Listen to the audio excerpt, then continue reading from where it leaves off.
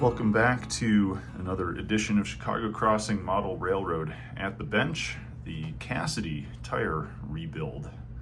This is a video that I had originally planned to put out sometime in the later autumn after I had put together a layout update talking about putting together this video. You know, the one thing about being an academic is the fall is like one of the worst times to try to do model railroading. The conference circuit alone is already busy. Travel to Philadelphia, Palm Springs, San Diego, all that stuff is thankfully done now, but once you start to put all that stuff together on top of grant progress reports and every other little old thing, what you recognize is there's not a whole lot of time left over to edit through the hours and hours of footage finagling with LEDs. In any case, that's what today's video will be about. I'll show you kind of the cut down version of how I managed to make these tiny little LEDs, as well as some of the process for putting LED lighting here and also down at the first level as well.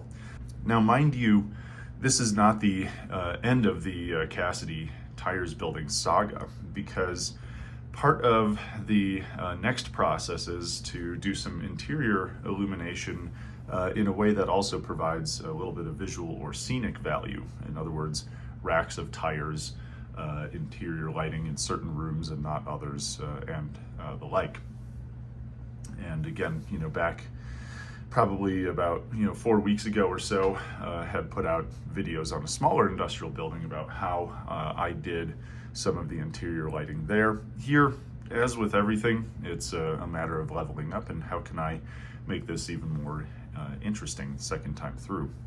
So I wanted to begin and just talk a little bit about options that you have for lighting buildings. And I think they fall into two sort of general categories for a building like this. On the exterior, number one is you have a lot of ready-made LED fixtures. This is a good example. These are Atlas fixtures. You can get them in either warm or cool white. I've got warm white on here, and I've used those for lower level security lighting, for instance, over above the entryway door, and then also on the side here, just to illuminate that side of the building. But the quandary is when you have a building design like this and you want to do something like light up this sign over here, if you look at the scaling of these sort of things, they're pretty darn chunky. And that's actually okay. I mean, at some point we are working with models, and so therefore, if you want a little bit of expediency, you know, you have to just make things a little bit bigger so you can actually handle them. You know, these are works of fiction, regardless of how realistic we try to make them. The other option is to just go ahead and build your own from scratch. And at this point in Chicago Crossing, I've done that quite a few times.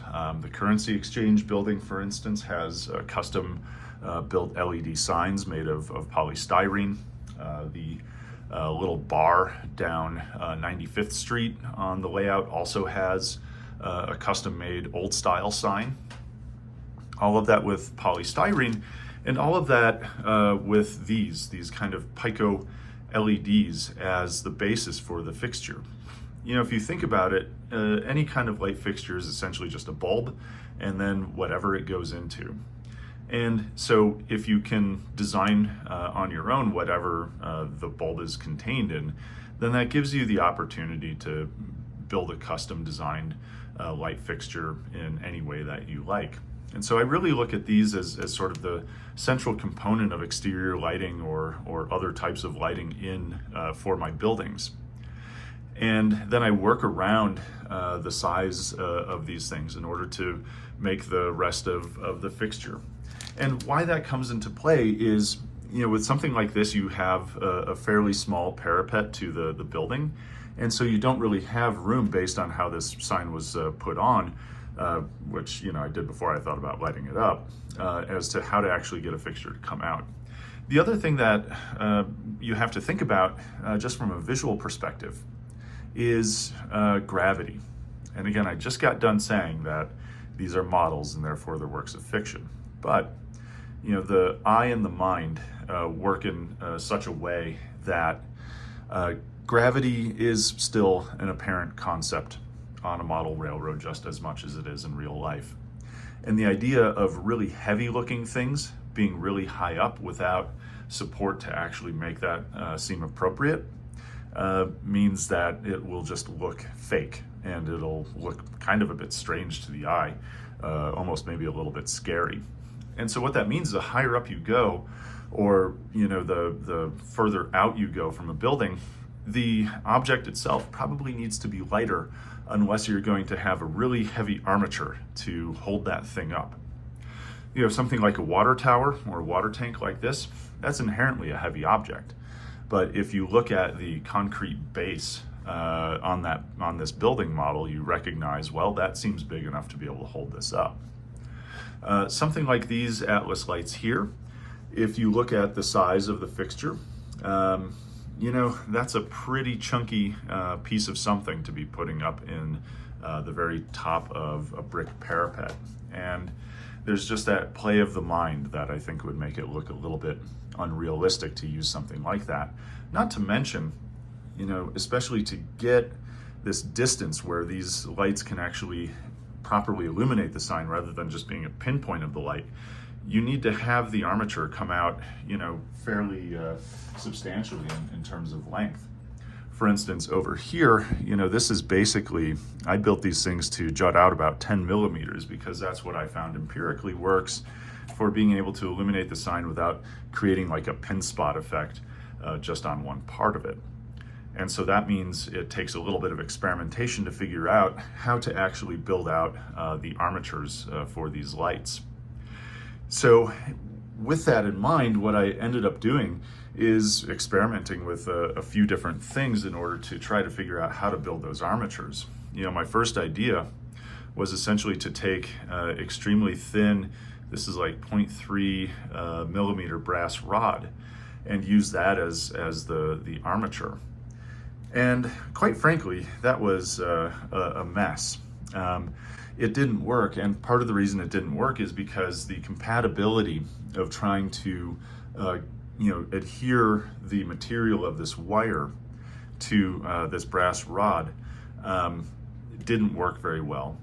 But then the other part of it is, by the time you get all of that stuff attached, it basically was just as chunky as I was trying to prevent it to be, because now you have two wires, plus you have a third rod that's trying to hold these things together. And so at that point, that's where my kind of sciencey brain kicks in and says, okay, what's the simplest solution here? And that's when I spent a little bit of time just kind of looking at these wires and recognizing, hey, why don't I just, make sure that those are adhered together and use those as the armature? They're thin enough as it is. And so that's basically what I ended up doing here. And I think this would really work for just about any scale.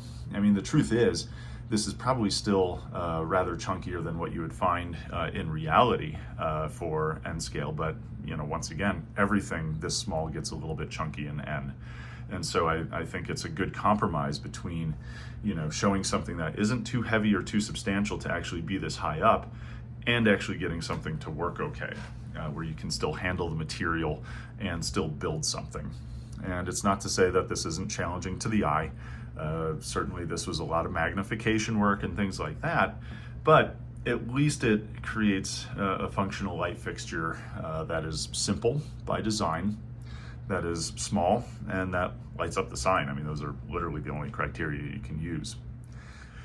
And so the bottom line here is, Cassidy tires is kind of where I want it for now.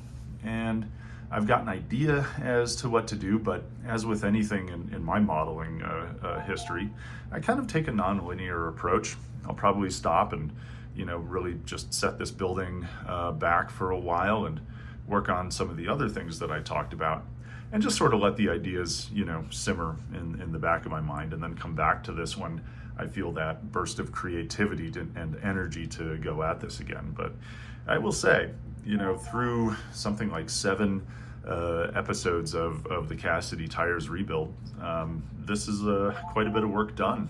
And so taking a break is never a bad thing for a modeler, just to make sure that you kind of come back to it without the level of creative burnout that happens when you really go at something like this and then find that you need to take a step back to reestablish creativity. All right, so let's dive into some footage, and I'll show you what I did here. So first things first is to get the Penthouse light installed. This is basically just going to be a bare Pico LED. And this is one reason why, if you're really thinking of doing this, you probably want to do this before you assemble the building, because here what I've had to do is take off the Penthouse door from the outside, which is kind of an odd thing, and then fish the wires through first above the doorway, and then using a pair of tweezers actually fish the thing down through another hole that I drilled using a 3/16 inch bit down in the bottom. So a little bit of tape here for wire management. I've got the red one through. Imagine the ease of placing a black wire through a dark area, and you can imagine exactly how much time I spent doing this.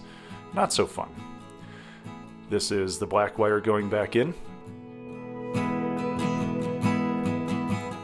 And as you can see, that one is a little bit more of a challenge to actually fish through.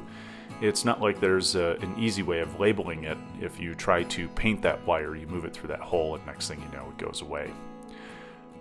So now I've got the LED actually situated through the building, and so now comes the point of emplacing it. In this case, you can use CA glue. I'm actually preferring canopy glue in this case, simply because it's a little bit more forgiving. With this particular procedure, what I've got to do is I've got to not only get the LED to sit in place, but also in the correct orientation. These tiny little chips have a top and a bottom, and what you don't really want is the light bulb, so to speak, shining up. So a small rotation of the LED gets it in place. And if you look at this under a magnifier, this is basically what you see. Reality is, it's not too far off from being essentially a scale light fixture. So not too bad.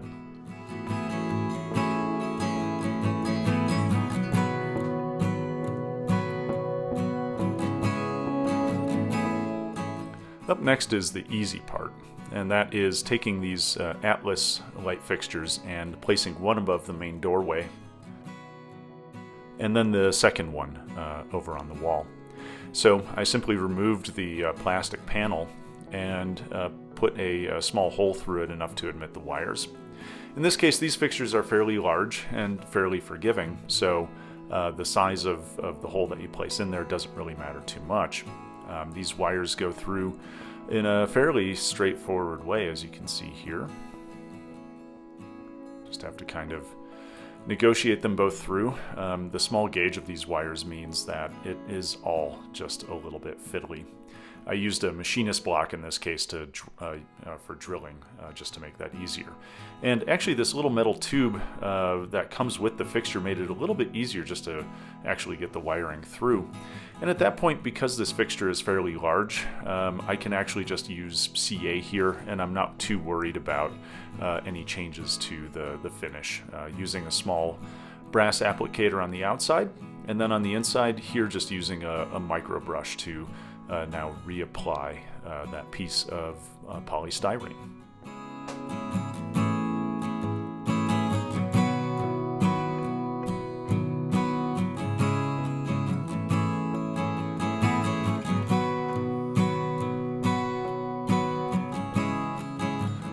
Once all that's done is another round of CA to make sure that everything here is completely fixed in place, including the back of the wire. That's actually kind of an important thing. By capillary action, that'll flow through so that you make sure that that fixture stays in place. Up next, it is drilling a hole for the security fixture over on the front side of the building, facing sort of stage front. And again, these are pretty straightforward. Basically just thread the wire through, pull it from the other end, the fixture sits in place, and a little bit of CA makes sure that everything is correctly oriented.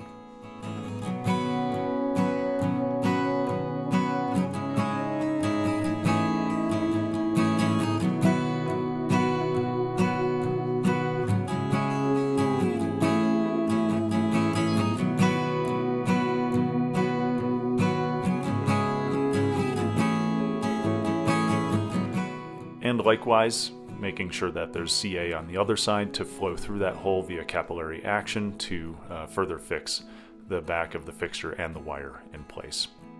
So now comes the interesting part, which is building the scratch build lights.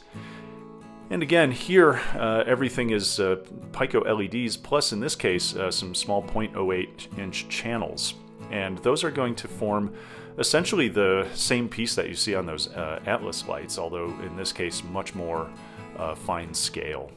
So cutting a few of those, and then for the side facing outwards are these strips here.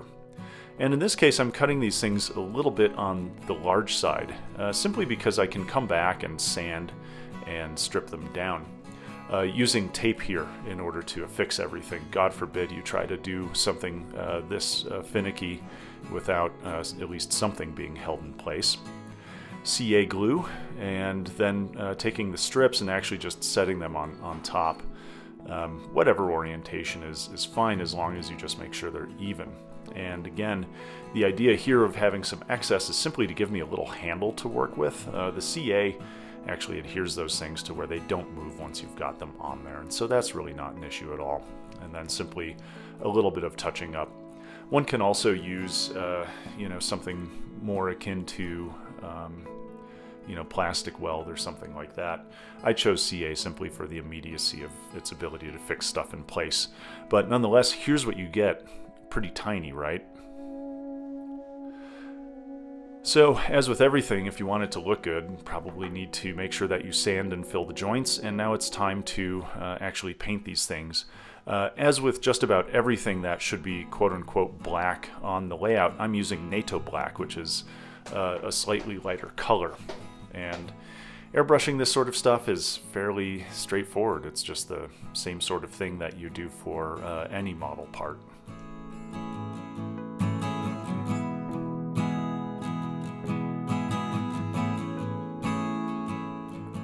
Now, one thing not shown here is I also ended up painting the wires and adhering them together with CA, especially just those about 10 to 15 millimeters back in order to form the armature that will actually hold the lamp. So now it's time for measuring out where to actually drill the holes. The holes are going to go just above the sign through that upper parapet, and at that point a second hole will end up getting drilled just directly beneath in order to funnel the wire down through the roof and pretty much as close as possible to the edge of the roof in order to minimize the obviousness of that wire.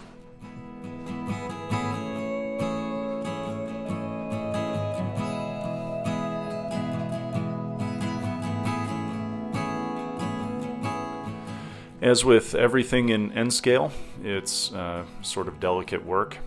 Not always easy to keep the hands out of the way, but at least next, you'll see kind of a better orientation for it. So here we are now gluing everything in place. What I've done is I've measured out where 10 millimeters is in order to make sure that I get each of these armatures to be in the correct place and so that they're even. Because this is so close to the side of the building, you don't want to have variations in the length in which they come out, and because that will change the way that the light looks on the sign. So measure twice, glue once is kind of the strategy here. You can get a little bit of a better view as to what happens on the front of the building. Once again, these are extremely tiny wires. They don't necessarily have a lot of substance to them, and so that means that they flex very easily. So being able to push both of them through a very, very tiny hole at the same time is somewhat complicated. But eventually they become a little bit easier to thread through. And at that point, I can take a set of tweezers and actually just pull them all the way through up until I get to that 10 millimeter point where the wires are adhered together and painted. Here's a closer look.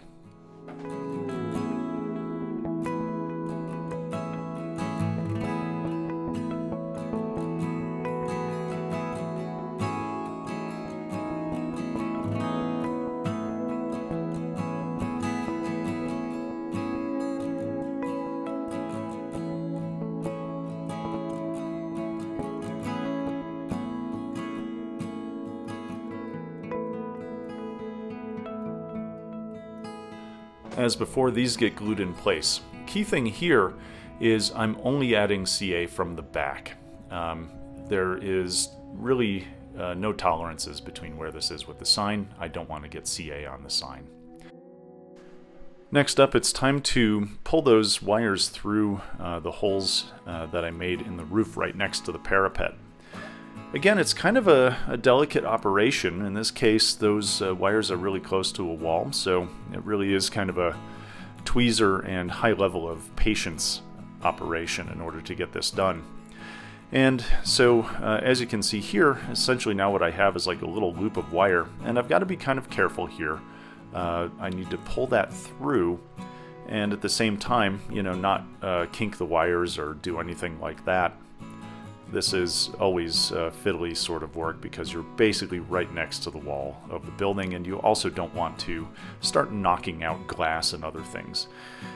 If you can do all this stuff before you build the building, man, I would recommend it. But hey, there we go. Up next, it's time to do the interior wiring. And by interior wiring, here what I mean is pretty much just getting the thing electrically sound.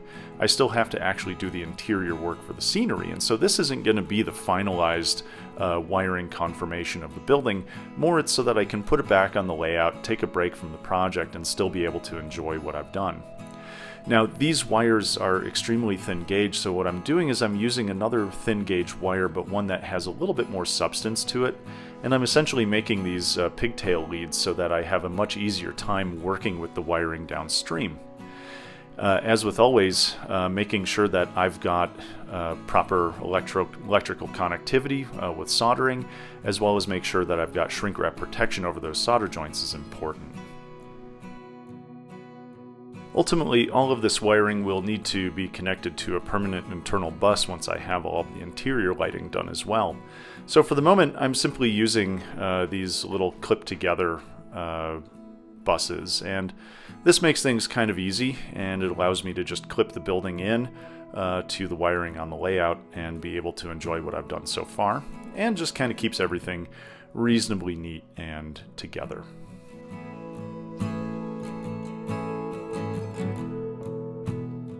Just have to watch your fingers here. Those clips are really something else.